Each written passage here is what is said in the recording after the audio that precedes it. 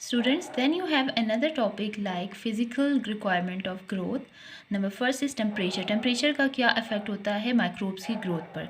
Minimum growth temperature क्या होता है एंड मैक्सिमम ग्रोथ टेम्परेचर क्या होता है. The lowest temperature that permits a microbes continued growth and metabolism.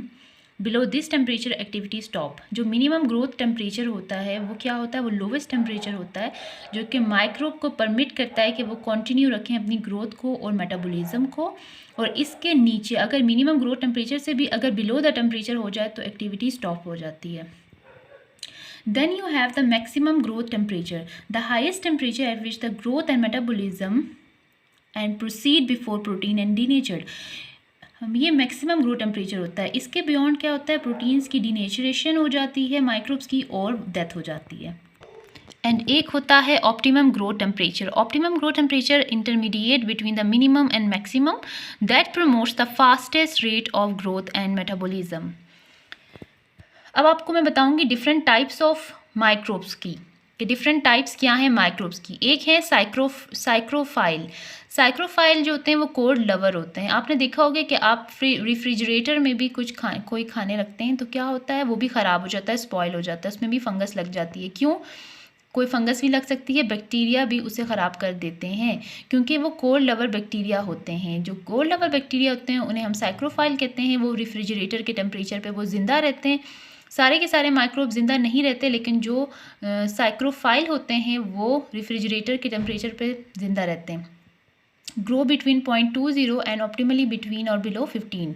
Storage at refrigerator temperature causes them to grow rather than inhibiting them. ये तो grow करवाएंगे. अगर रेफ्रिजरेटर टेम्परेचर पे हम रखते हैं तो वो क्या करते हैं, वो ग्रो करवाते हैं बैक्टीरिया को. नेचुरल हैबिटेट्स हैं इनके deep oceans, rivers, flex.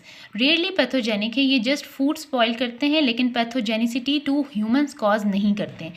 For example Arthrobacter species, Pseudomonas, Sphingomonas. Then you have a psychrotroph. Psychrotroph जो होते हैं वो कोल्ड ईटर होते हैं. ठीक है, इनका ये टेम्परेचर होता है. Most don't cause disease. They grow well at 37. क्यों? क्योंकि ये ग्रो नहीं कर सकते 37 पे, क्योंकि जो ह्यूमन को जब इन्फेक्शन होता है तो उन्हें फ़ीवर हो जाता है.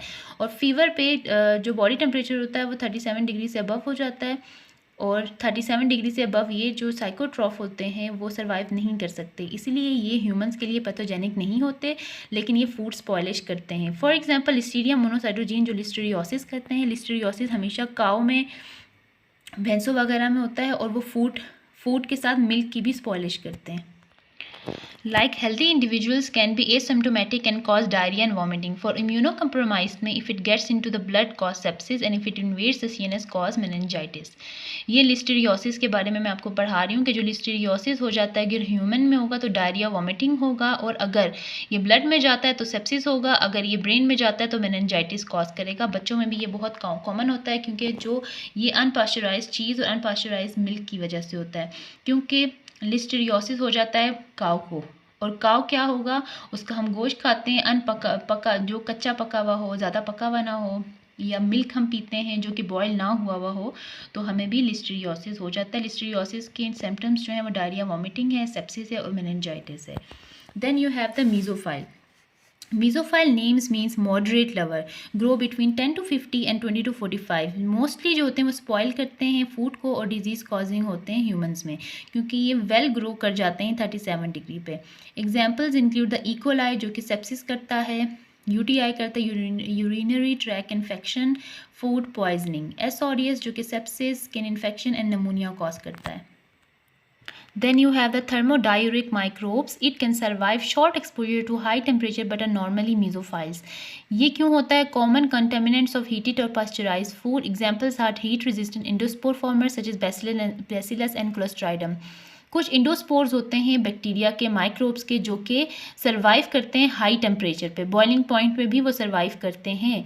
तो ये थर्मोडायोरिक की एग्जाम्पल है. और उसमें इंडोस्पोर्स जो होते हैं, स्पोर्स जो होते हैं बैक्टीरिया के, वो हम खा लेते हैं क्योंकि वो हम सही से बॉयल नहीं करते, सही से हम पकाते नहीं हैं, और वो हम खा लेते हैं तो हमें थर्मोडायोरिक की वजह से इन्फेक्शन हो जाता है. Another one is a thermophile, which means the heat lover, and grow करते हैं 48 to 80 डिग्री पे and 50 to 60 डिग्री पे. Lives in soil water associated with volcanic activities and piles and hot springs. ये आपके पास type सी microbes की on the basis of temperature.